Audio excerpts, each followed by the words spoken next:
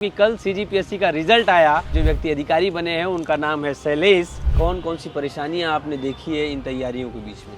5 वर्ष हो गए हैं पीएससी की तैयारी करते हैं। इतनी बड़ी सफलता आपने अर्जित की है, इसका श्रेय आप किसे देना चाहेंगे? तो जो आपने नोट्स तैयार किए हैं, ये उसी का नतीजा है कि आप अपने ही नोट्स को बार बार रिवाइज करते हुए सफलता को हासिल किए। जी, कई लोग कहते हैं कि प्यून की नौकरी करते हुए अधिकारी बनना मुश्किल होता है, या ऐसे ख्वाब देखना भी संभव नहीं हो पाता है। आपका क्या विचार है? ऑफिस गया तो मुझे गेट में ही बहुत सारे अधिकारी कर्मचारी घेर लिए हुए थे और सारे के सारे मुझे बधाई दे रहे थे। एनआईटी से ग्रेजुएशन करता है, फिर प्यून की नौकरी भी ज्वाइन करता है और उसके बाद भी अपने सपनों के पीछे भागता रहता है, और आज ऐसी स्थिति में वो पहुंचते हैं कि आज आप समाज के लिए बहुत बड़ा उदाहरण बन गए हैं। सफलता की बहुत सी कहानियां आपने सुनी होगी, लेकिन आज जो कहानी मैं बताने जा रहा हूं, आज जिस इंसान से मैं आपको रूबरू कराने जा रहा हूं, उनकी कहानी बहुत महत्वपूर्ण है।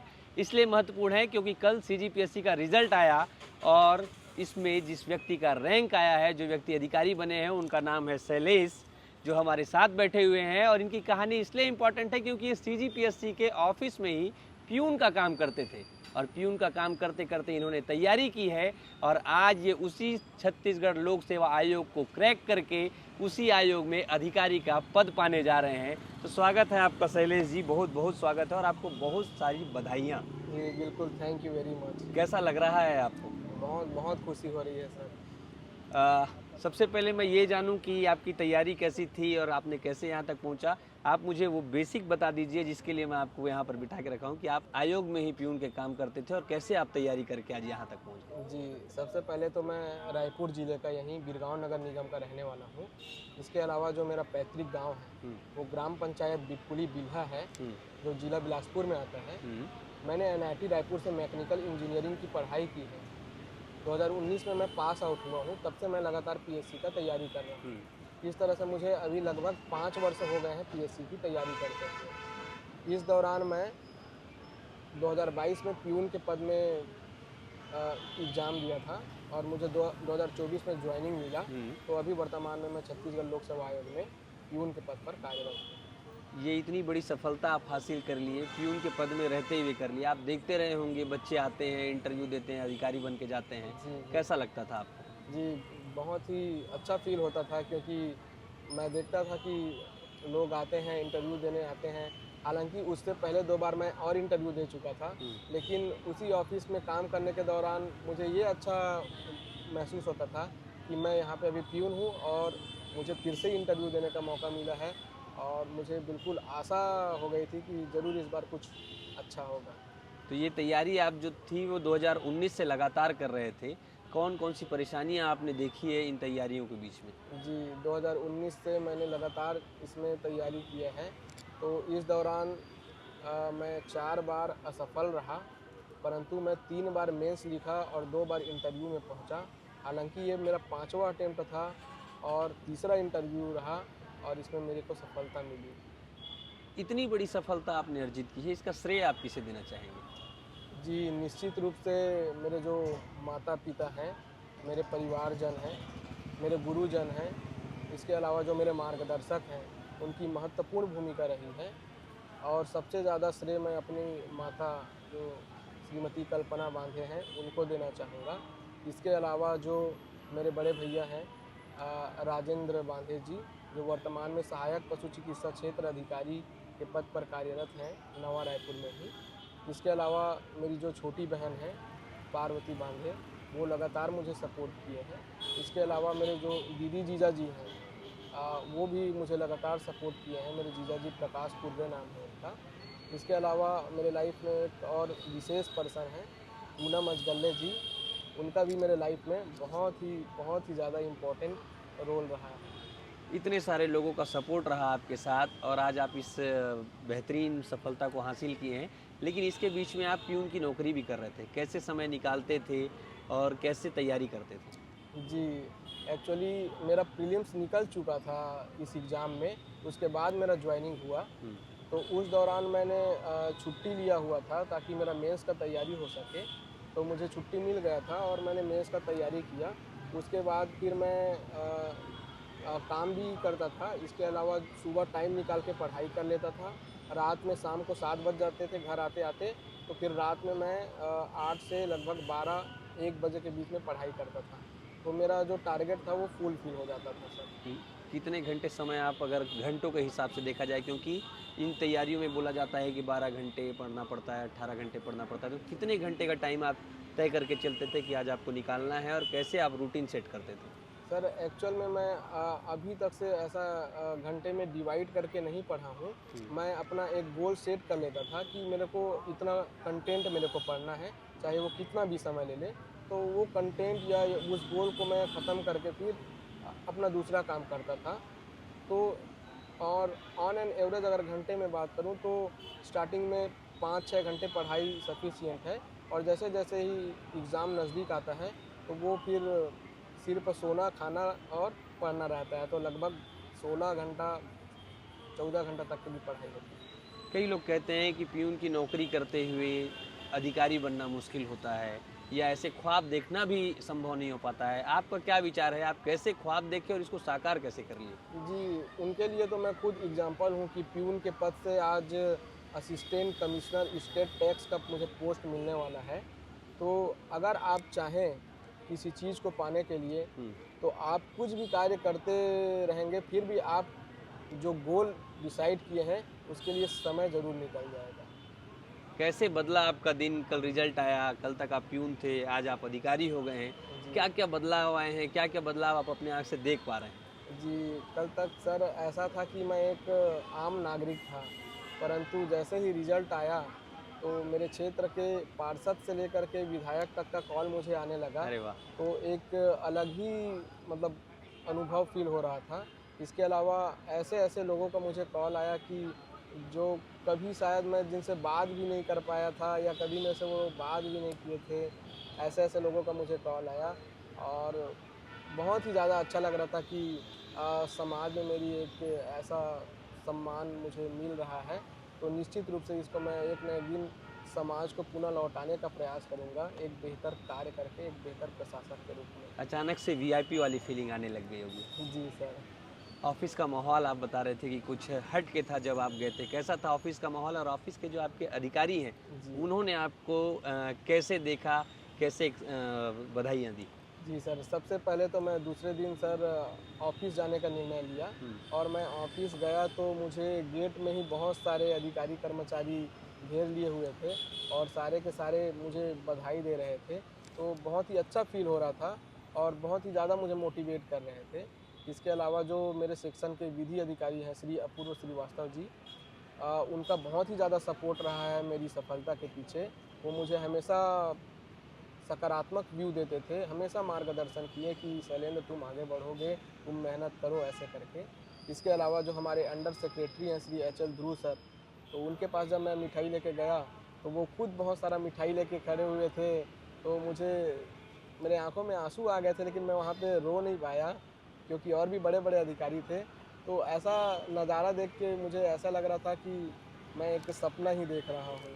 और बड़े-बड़े अधिकारियों के द्वारा मुझे ये कहा जा रहा था कि हमारे पीएससी के 24 सालों के इतिहास में आपने इतिहास रच दिया कि कोई कैंडिडेट यहाँ से सेलेक्ट हुआ है ऐसे करके। आपने आज इतिहास रच दिया। आप अभी बड़े-बड़े अधिकारियों के बारे में बात कर रहे हैं। अब आप खुद एक बड़े अधिकारी के पद पर जॉइन कर रहे हैं। जी, इन सफलता के पीछे बहुत सारी परेशानियाँ आई होगी आपको जीवन में, जी, जी, जो आपको लगातार तोड़ी होगी, जी, परेशान की होगी। कैसी परेशानियाँ देखकर आप यहाँ तक पहुँचे, और कैसे उन परेशानियों से ओवरकम किया है आपने?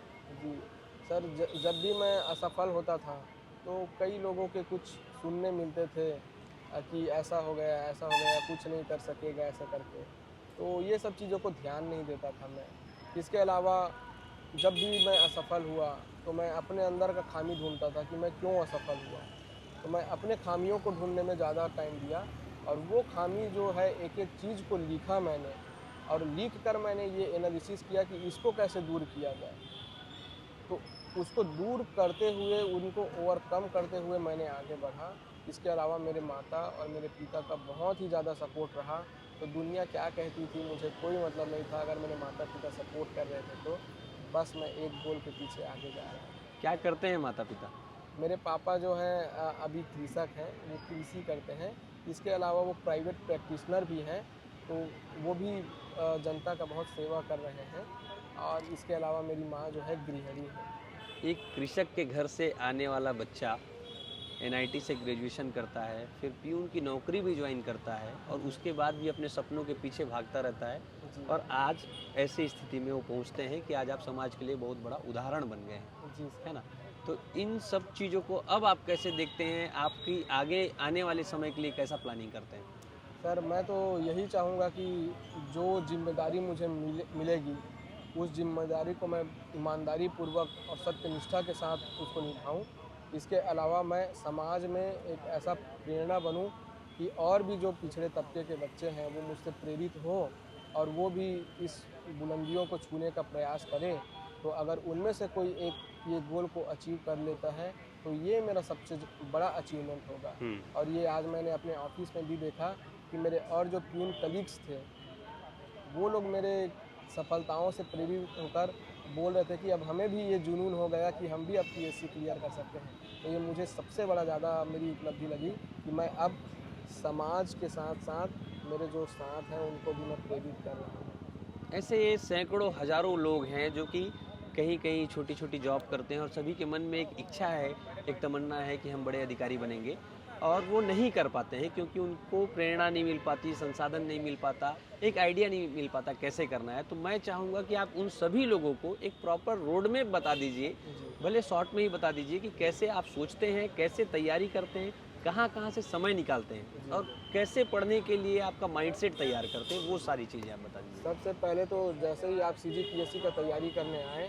तो अपने अंदर पेशेंस ज़रूर रखें। दूसरी पॉइंट ये है कि वो 3 चरणों में होता है। तो प्रीलिम्स के लिए आप जैसे ही नोटिफिकेशन आता है डेडिकेशन के साथ जुड़ जाएं। और प्रीलिम्स एकदम माइंड गेम होता है ना? आपको या तो आर या तो पार वाली खेल रहती है। तो मेरी ये सोच है कि आपको छत्तीसगढ़ को इतना ज़्यादा पढ़ना है, इतना ज़्यादा पढ़ना है, पूरा पी जाना है उसको। क्योंकि 100 क्वेश्चन में 50 क्वेश्चन छत्तीसगढ़ का आना है। इसके अलावा जो इंडिया जीएस है उसमें जो इंडियन हिस्ट्री है और इंडियन कॉन्स्टिट्यूशन है, ये दोनों सब्जेक्ट मिला के ऑन एन एवरेज 20 क्वेश्चन आते हैं।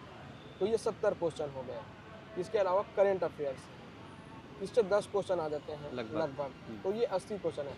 अगर आप अन्य चीज़ों को नहीं पढ़ना चाहते तो इतना 80 क्वेश्चन का आप प्रिपरेशन कर लिए ना, तो आपको सिलेक्शन के लिए ओनली 70 क्वेश्चन या 65 क्वेश्चन चाहिए। बिल्कुल। तो आप हार्ड वर्किंग के प्लेस पे स्मार्ट वर्क करके भी आप प्रीलिम्स निकाल सकते हैं। दूसरा रीज़न ये है कि अगर आप मैथ्स बैकग्राउंड से नहीं हैं तो सी सेट में आपके लिए हिंदी, छत्तीसगढ़ी और रीजनिंग ये सब चीज़ें हैं, छोटे छोटे क्वेश्चन हैं हुँ। जिसको आप इजीली अटेम्प्ट करके सी सेट को क्वालिफाई कर सकते हैं। इसके अलावा आता है मेंस, जो सबसे खूबसूरत व्यू लगता है मुझे सीजीपीएससी का।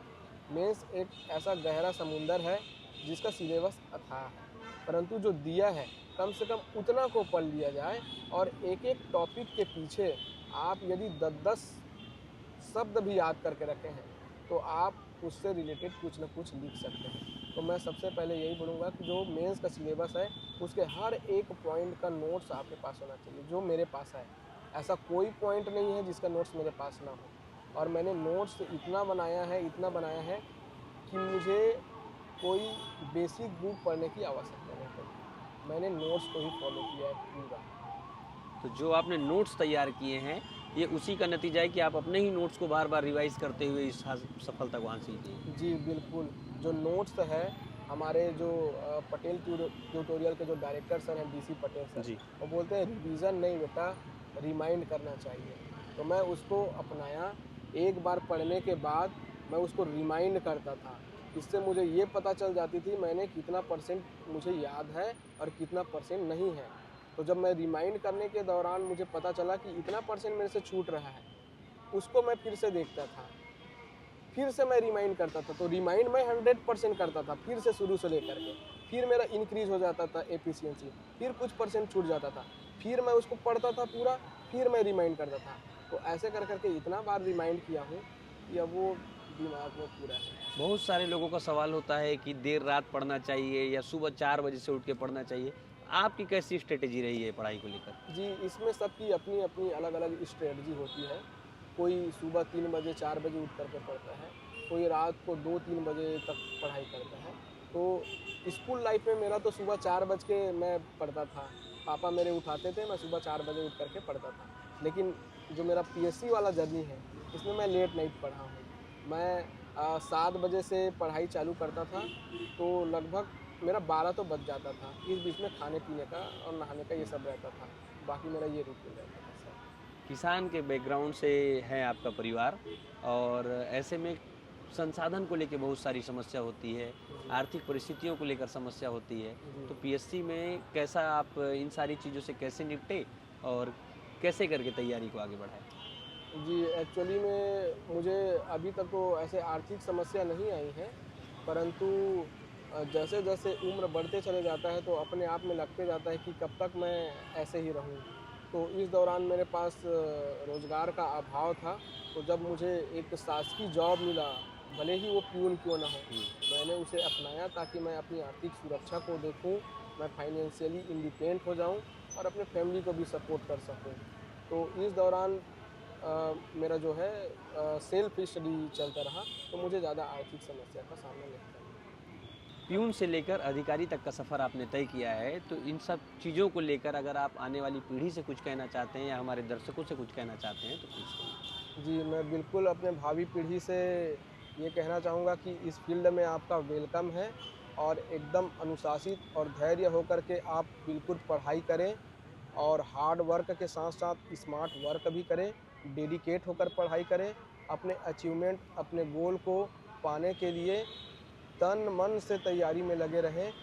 भले ही असफलता मिलेगी, लेकिन वो असफलता एक दिन हट कर सफलता में ज़रूर कन्वर्ट हो जाएगी। बहुत-बहुत धन्यवाद शैलेश जी। मैं देख रहा हूँ जैसे आपने तैयारी की, आपकी कहानी से प्रेरित होकर बहुत से बच्चे आगे बढ़ें और सफलता हासिल करें। जी, जी, धन्यवाद। बिल्कुल thank you very much sir आपका जी। तो आप शैलेश जी को सुन रहे थे। शैलेश जी ने अपनी पूरी कहानी बताई, कैसे प्यून से लेकर अधिकारी तक का सफ़र तय किया, कैसे पढ़ाई करते थे, कैसे टाइम निकालते थे और कौन से माइंडसेट को लेकर तैयारी किए, जिसकी वजह से आज ये सफल हो पाए। इनकी कहानी कैसी लगी, हमारी बातचीत कैसी लगी, हमें कमेंट करके ज़रूर बताइएगा। अगर अच्छी लगी हो तो अपनों तक शेयर करिएगा, ताकि ऐसे ही बच्चे आगे बढ़ते जाएं और अपने सपनों को साकार कर पाएँ। धन्यवाद।